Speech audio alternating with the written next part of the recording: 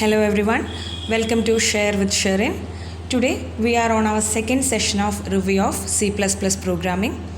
The previous class we discussed about the basic C++ elements and they were character set, tokens, data types and statements in detail. If you didn't watch it yet, the link is in the description box, please check it out. So today first we are discussing about the structure of a C++ program. ഇപ്പോൾ നിങ്ങൾ ഇവിടെ കാണുന്നത് ഏറ്റവും basic ആയിട്ടുള്ള ഒരു C++ പ്രോഗ്രാമിൻ്റെ സ്ട്രക്ചറാണ്.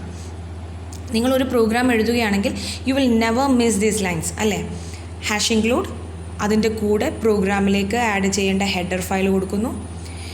Next ലൈനിൽ using name space std ഇൻറ്റ് main function, ഇത്രയും നിങ്ങൾ നിർബന്ധമായിട്ടും എഴുതും. പിന്നെ വരുന്ന ബ്രാക്കറ്റിൻ്റെ ഉള്ളിലാണ് നിങ്ങളുടെ പ്രോഗ്രാം കോഡ് എഴുതുന്നത്. അപ്പോൾ എന്താണ് ഈ ഹാഷ് ഇൻക്ലൂഡ്, ഹെഡർ ഫയൽ എന്നൊക്കെ ഒന്ന് നോക്കാം. സ്റ്റാർട്ടിങ്ങിൽ തന്നെ നമ്മൾ കണ്ടത് ഹാഷ് ഇൻക്ലൂഡ് എന്നാണ് അല്ലേ. It is called pre processor directive which gives instructions to the compiler before actual compilation starts. നമ്മുടെ ആക്ച്വൽ പ്രോഗ്രാം തുടങ്ങുന്നതിന് മുമ്പ് തന്നെ കമ്പൈലറിന് നമ്മുടെ പ്രോഗ്രാം ഇൻഫർമേഷൻസ് പ്രോസസ്സ് ചെയ്യാനുള്ള നിർദ്ദേശം കൊടുക്കലാണ് പ്രീ പ്രോസസ്സർ ഡയറക്റ്റീവ്സിൻ്റെ ഡ്യൂട്ടി. ഹാഷ് ഇൻക്ലൂഡിന് പുറമെ വേറെയും പ്രീ പ്രോസസ്സർ ഡയറക്റ്റീവ്സ് ഉണ്ട്. അതിന് ചില എക്സാമ്പിൾസ് ആണ് ഇവിടെ കൊടുത്തിരിക്കുന്നത്. ഹാഷ് ഡിഫൈൻ, ഹാഷ് ലൈൻ തുടങ്ങിയവയൊക്കെ. അപ്പോൾ ഒരു ഹാഷ് സിമ്പിൾ കണ്ടാൽ we can confirm it is A pre processor directive. ഇനി ഹാഷ് ഇൻക്ലൂഡിനോട് ചേർന്ന് നമ്മൾ കണ്ടതാണ് IOStream അല്ലേ. It is known as header file. The purpose of a header file is to hold declarations for other files to use. That is, the files that tell the compiler how to call some functionality. അതായത് നമ്മുടെ പ്രോഗ്രാമിൽ നമ്മൾ use ചെയ്യുന്ന data types, അതുപോലെ തന്നെ CIN, COUT പോലെയുള്ള objects, ഇതൊക്കെ എന്താണെന്ന് കമ്പൈലർ എങ്ങനെയാണ് തിരിച്ചറിയുക? യെസ്, അതിനാണ് ഈ header file. They all are declared in the header file. CIN and COUT declare ചെയ്തിരിക്കുന്ന ഹെഡർ ഫയലാണ് നമ്മൾ സാധാരണ യൂസ് ചെയ്യുന്ന IOStream. IOStreamനെ കൂടാതെ മറ്റ് ഹെഡർ ഫയൽസും ഉണ്ട്. അതിന് എക്സാമ്പിളാണ് stdio, string, math ഇതൊക്കെ. അപ്പോൾ ഹാഷ് ഇൻക്ലൂഡ് IOStream എന്താണെന്ന് ക്ലിയർ ആയെന്ന് വിചാരിക്കുന്നു. So move on to next line. എന്താ ഉള്ളത്? Using name space. A name space is design to overcome the difficulty to similar variables, functions etcetera with the same name available in the different libraries. ഈ പറഞ്ഞത് നമുക്കൊരു example വെച്ച് എളുപ്പത്തിൽ നോക്കാം. നമ്മുടെ ക്ലാസ്സിൽ ഒരേ പേരിലുള്ള 2 കുട്ടികളുണ്ട്. അപ്പോൾ ഇവരെ തിരിച്ചറിയാൻ അല്ലെങ്കിൽ ഇവരെ തമ്മിൽ മാറിപ്പോവാതിരിക്കാൻ നമ്മൾ എന്തെങ്കിലും ഒരു അഡീഷണൽ ആയിട്ട് അവരുടെ പേരിൻ്റെ കൂടെ ചേർത്ത് കൊടുക്കും അല്ലേ. അത് ചിലപ്പോൾ അവരുടെ ഇനീഷ്യൽ ആവാം, സ്ഥലപ്പേരാവാം, അല്ലെങ്കിൽ പാരൻസിൻ്റെ പേരാവാം, അങ്ങനെ എന്തെങ്കിലും ഒന്ന്. ഇതേപോലുള്ള സിറ്റുവേഷൻ ഒരു C++ ആപ്ലിക്കേഷനിലും സംഭവിക്കാം. So, namespace is designed to overcome the difficulty. എങ്ങനെ? By using as an additional information to differentiate similar names. അതാണ് ഈ നെയിം സ്പേസിൻ്റെ പർപ്പസ്. സോ ഇനി നമുക്ക് അടുത്ത ടോപ്പിക്കിലേക്ക് പോകാം.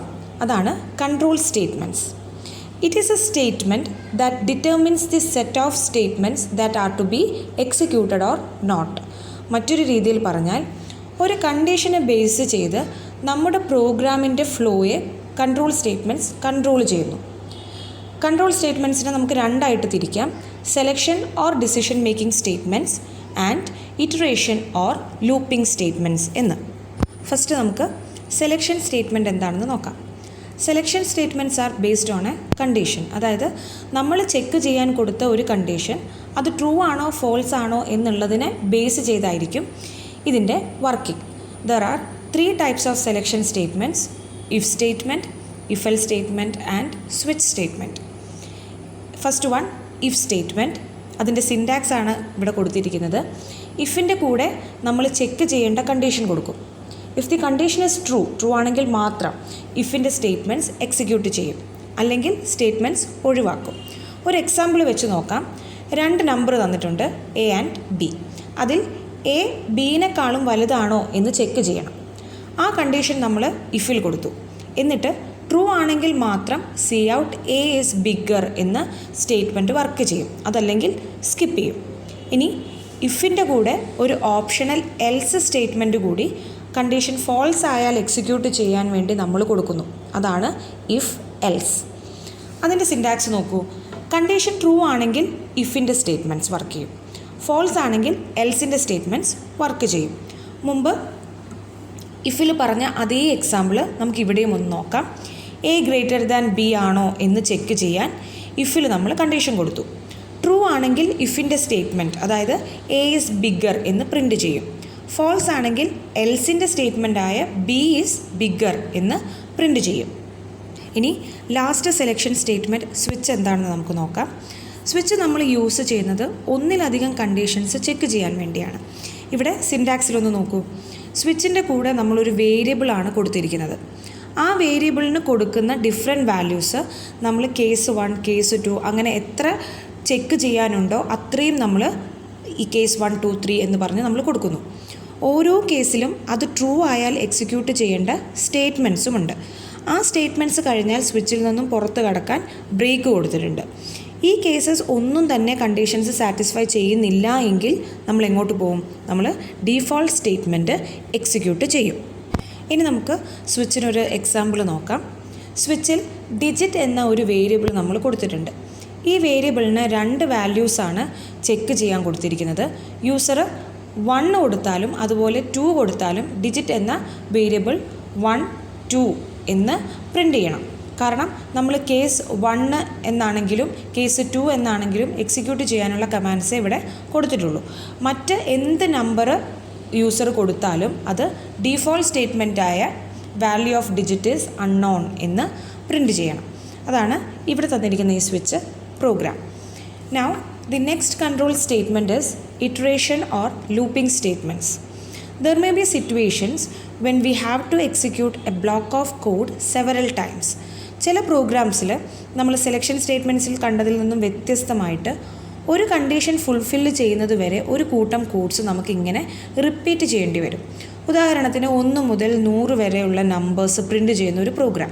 അപ്പോൾ 1 നിന്ന് തുടങ്ങി 100 എത്തുന്നത് വരെ ഒറ്റ സ്റ്റേറ്റ്മെൻറ്റായ സി ഔട്ട് അത് നമുക്കിങ്ങനെ ആവർത്തിച്ച് വരേണ്ടി വരും.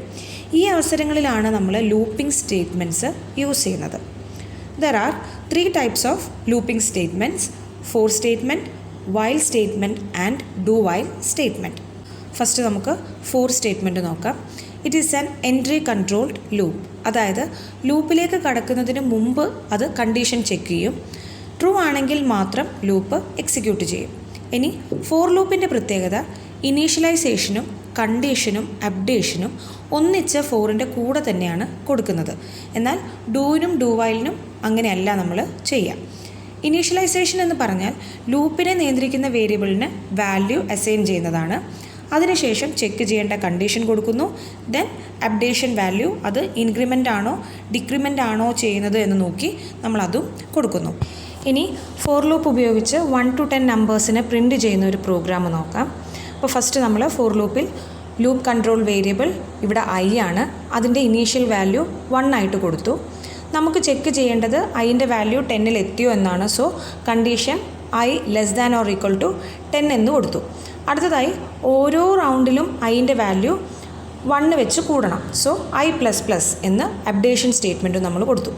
ഇനി ഈ ലൂപ്പിൽ 1 സ്റ്റാർട്ട് ചെയ്ത് അപ്പോൾ 1 പ്രിൻ്റ് ചെയ്യും. അപ്ഡേഷൻ സ്റ്റേറ്റ്മെൻറ്റിലേക്ക് പോവും. 1 ഇൻക്രിമെൻറ്റ് ചെയ്ത് ഐൻ്റെ വാല്യൂ 2 ആവും. വീണ്ടും ചെക്ക് ചെയ്യും. 2 10നേക്കാളും ചെറുതാണോ എന്ന് നോക്കും. ട്രൂ ആണെങ്കിൽ 2 പ്രിൻ്റ് ചെയ്യും. ഇങ്ങനെ ഐൻ്റെ വാല്യൂ 11 ആകുന്നത് വരെ ഈ ലൂപ്പ് ഇങ്ങനെ വർക്ക് ചെയ്തുകൊണ്ടിരിക്കും. 11 ആയിക്കഴിഞ്ഞാൽ കണ്ടീഷൻ ചെക്ക് ചെയ്യും. അപ്പോൾ ഫോൾസ് ആണെന്ന് കാണും. സോ ലൂപ്പിൽ നിന്ന് പുറത്ത് കടക്കും. ഇതാണ് ഫോർ ലൂപ്പിൻ്റെ working. Next is while statement. It is also an entry control loop. Syntax ഇവിടെ കൊടുത്തിട്ടുണ്ട്. ഇതിൻ്റെ വർക്കിംഗ് നമുക്കൊരു എക്സാമ്പിൾ വെച്ച് മനസ്സിലാക്കാം. ഇവിടെ ഫോർ ലൂപ്പിൽ നിന്ന് വ്യത്യസ്തമായി വേരിയബിൾ ഇനീഷ്യലൈസേഷൻ വൈൽ ലൂപ്പിന് മുമ്പ് തന്നെ കൊടുക്കും. ദെൻ വൈലിൽ കണ്ടീഷൻ ചെക്ക് ചെയ്യുന്നു. കണ്ടീഷൻ ട്രൂ ആയാൽ ലൂപ്പിൻ്റെ ഉള്ളിലുള്ള സ്റ്റേറ്റ്മെൻറ്റ്സ് എക്സിക്യൂട്ട് ചെയ്യും. ലൂപ്പിൻ്റെ ഉള്ളിൽ തന്നെയാണ് അപ്ഡേഷൻ സ്റ്റേറ്റ്മെൻറ്റ് ഉണ്ടാവുക. അപ്പോൾ ഇവിടെ നമുക്ക് 2 to 10 ഈവൻ നമ്പേഴ്സിനെയാണ് പ്രിൻ്റ് ചെയ്യേണ്ടത്. സോ I = 2 എന്ന് ഇനീഷ്യലൈസ് ചെയ്തു. വൈലിൽ condition I less than or equal to 10 എന്ന് കൊടുത്തു. ഇത് ട്രൂ ആവുന്നത് വരെ ലൂപ്പിൻ്റെ ഉള്ളിലുള്ള സി ഔട്ട് സ്റ്റേറ്റ്മെൻറ്റ് എക്സിക്യൂട്ട് ചെയ്യും. കൂടെ ഓരോ തവണയും ഐൻ്റെ വാല്യൂ +2 വെച്ച് ആഡ് ആവും. കാരണം ഈവൻ നമ്പേഴ്സാണ് നമുക്ക് വേണ്ടത്. അപ്പോൾ ഔട്ട്പുട്ട് നോക്കൂ, 2, 4, 6, 8, 10. അപ്പോൾ ഇങ്ങനെയാണ് വൈലിൻ്റെ working. The last iteration statement is do while loop. It is an exit control loop. അതായത് കണ്ടീഷൻ ലൂപ്പിൻ്റെ അവസാനമാണ് ടെസ്റ്റ് ചെയ്യുന്നത്. അപ്പോൾ കണ്ടീഷൻ ഫോൾസ് ആണെങ്കിലും ലൂപ്പ് അറ്റ്ലീസ്റ്റ് വൺസ് എക്സിക്യൂട്ട് ചെയ്യും. സിൻടാക്സ് മുമ്പുള്ള ഫോർ വൈൽ ലൂപ്പിൽ നിന്നും വ്യത്യസ്തമായി first do then statements execute ചെയ്യുന്നു. അതിനുശേഷം വൈലിൽ കണ്ടീഷൻ ചെക്ക് ചെയ്യുന്നു. ഡു വൈൽ വെച്ച് ഒരു എക്സാമ്പിൾ നോക്കാം.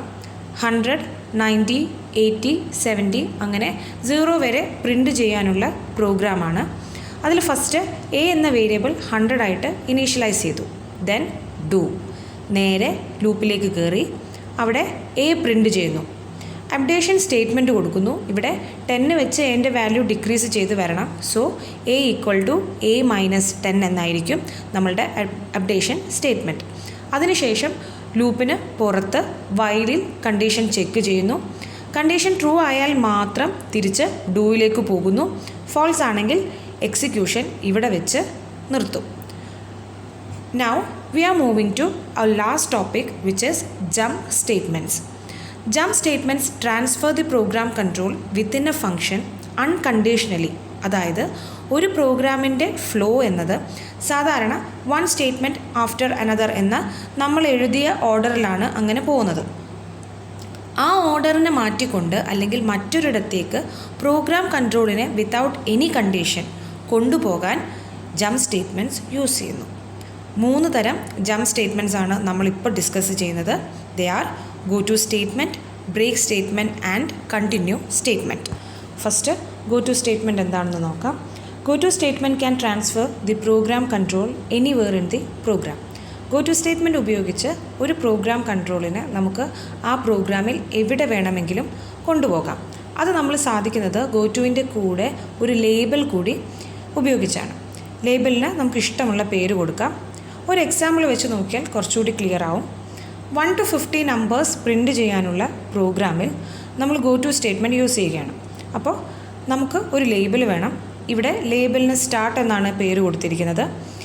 ഫസ്റ്റ് എ ഈക്വൽ ടു 0 എന്ന് ഇനീഷ്യലൈസ് ചെയ്തു. ഇനി സ്റ്റാർട്ട് എന്ന ലേബലിന് താഴെയായിട്ട് C out ++a value increment ചെയ്ത് പ്രിൻ്റ് ചെയ്യുന്നു. Then if A less than 50 എന്നൊരു കണ്ടീഷൻ കൊടുത്തു. ആ കണ്ടീഷൻ ട്രൂ ആണെങ്കിൽ ഇഫിൻ്റെ സ്റ്റേറ്റ്മെൻറ്റ്സ് ഒന്നുമല്ല എക്സിക്യൂട്ട് ചെയ്യുന്നത്. അവിടെ നമ്മൾ ഗോ ടു കൊടുത്തിട്ടുണ്ട്. ഗോ ടു എങ്ങോട്ടാണ് പോവുക? യെസ്, സ്റ്റാർട്ടിലേക്ക്. സോ നേരെ പ്രോഗ്രാം കൺട്രോൾ സ്റ്റാർട്ട് എന്ന ലേബലിലേക്ക് പോകും. പിന്നെ അവിടുന്ന് താഴോട്ട് അങ്ങനെ വർക്ക് ചെയ്യും കണ്ടീഷൻ ഫോൾസ് ആവുന്നത് വരെ. Next is break statement. Break statement immediately terminates the loop skipping the remaining statements.